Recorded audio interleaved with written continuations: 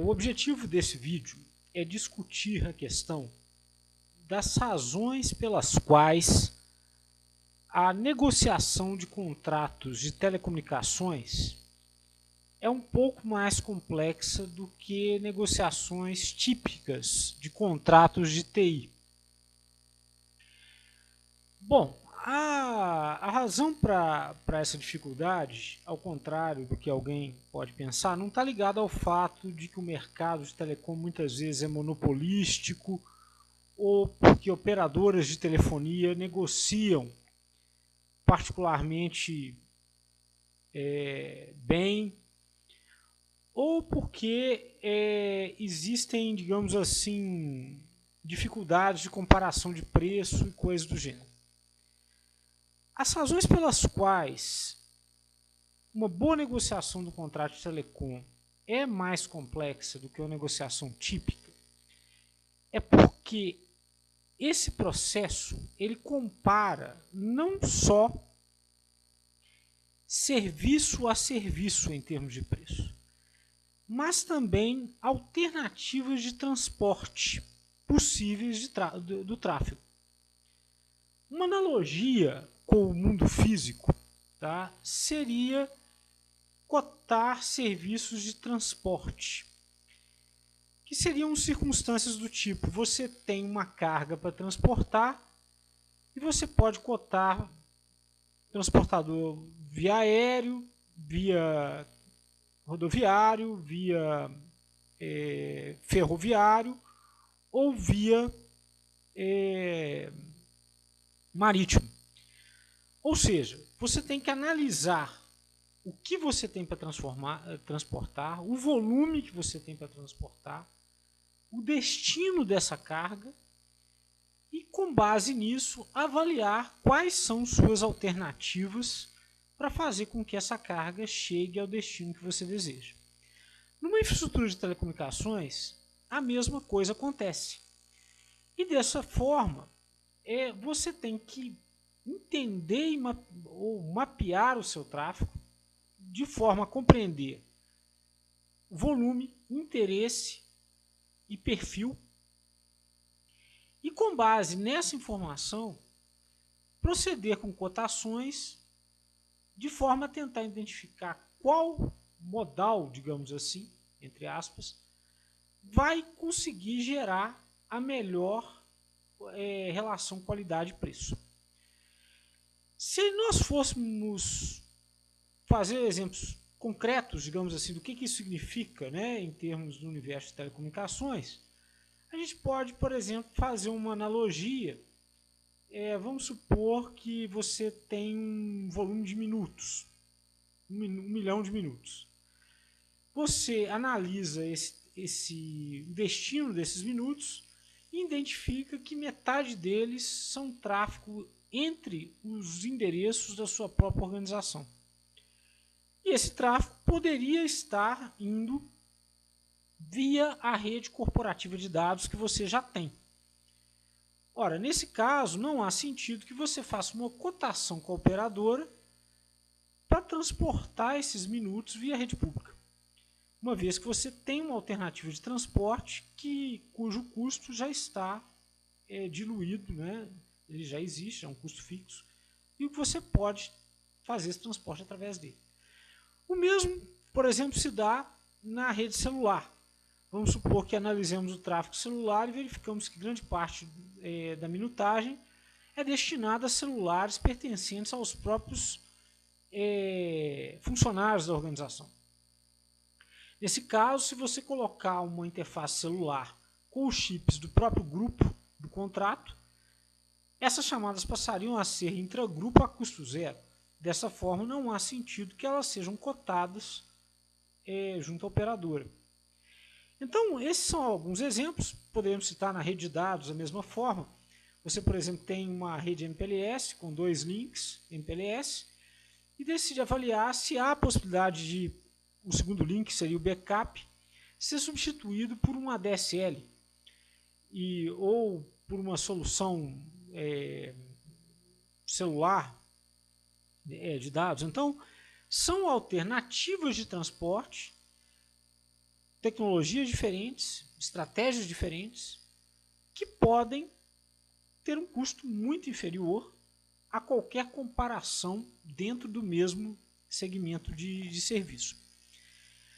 Bom, esse conceito, tá, é um conceito importante, porque o que a gente vê muitas vezes é esse processo de compras sendo administrado pelo departamento de compras, sem o envolvimento da área de telecom e sem o devido cuidado em termos de avaliação de possíveis estratégias diferentes estratégias de transporte. Essa questão toda, tá, ela passa por pelo entendimento que para fazer uma negociação adequada é fundamental o mapeamento do tráfego, identificando o interesse, o perfil e o volume. Interesse, não só o volume de minutos direcionados a cada área tarifária, mas também concentração por número de destino, tráfego intra-organização. Quer dizer, coisas que nos permitam tratar partes desse tráfego de forma diferenciada. O exemplo que eu citei agora há pouco de usar uma rede corporativa privada é apenas um deles. Na verdade, por exemplo, podem acontecer situações em que, se você identifica que um grande volume de tráfego de voz é destinado a um fornecedor, por exemplo, às vezes é justificável prover uma conexão direta com esse fornecedor dentro da sua própria rede corporativa privada. Quer dizer, é apenas um exemplo, mas que ilustra essa questão. Um aspecto subsidiário desse approach, digamos assim, é que você, ao fazer uma seleção, uma segmentação do tipo de tráfego e uma avaliação da melhor estratégia de transporte de cada perfil, abre a possibilidade de contratação segmentada, ou seja, em vez de você ter um único contrato com uma única operadora, com um comprometimento mínimo alto e com até um valor unitário alto, às vezes você consegue quebrar isso de uma tal maneira em que você pode até ter um custo unitário um pouco maior, mas como você consegue extrair o menor custo pelo perfil específico de tráfego, no todo você consegue ter um custo muito menor. É claro que toda essa lógica se baseia na premissa de que você tem a capacidade de analisar esse tráfego, identificar os diferentes perfis e segmentar ou tratar esses perfis de forma diferente. Ou seja, você tem mecanismos de roteamento de menor custo, encaminhamento diferenciado, que lhe permitem tirar proveito desses diferentes custos, desses diferentes perfis. É claro que existem, para complicar um pouco mais esse processo, adicionando complexidade nesse processo negocial, existe essa questão do comprometimento mínimo, em que as operadoras normalmente associam um valor unitário menor na medida em que você tiver volumes totais maiores. Isso aí dificulta um pouco essa análise, tá? Mas normalmente não chega a compensar essa segmentação. Normalmente é justificável segmentar adotando estratégias diferenciadas, mesmo que o preço que se pague para isso é que, em alguns casos, você pague um pouquinho a mais do que você conseguiria pela unidade transportada. O todo, ainda assim, é mais barato. Aqui cabe uma ponderação, tá? O que isso significa em termos práticos, em termos percentuais? Tipicamente, um processo negocial bem conduzido, onde você consegue reduzir tarifas de uma maneira substancial, dificilmente você consegue ir além de 15%, 20% de redução no custo unitário e no montante total despendido. Iniciativas negociais que contemplam uma análise segmentada do tráfego com a adoção de estratégias diferenciadas normalmente conseguem entre 30% e 60% de redução no montante global expendido.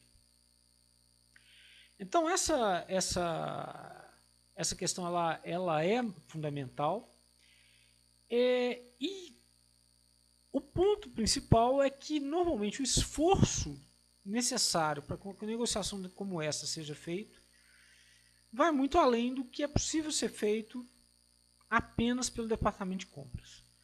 É uma iniciativa que exige um planejamento, exige uma etapa de análise complexa e exige um esforço conjunto da gestão de telecom, ou o departamento de compras e a área de contratos.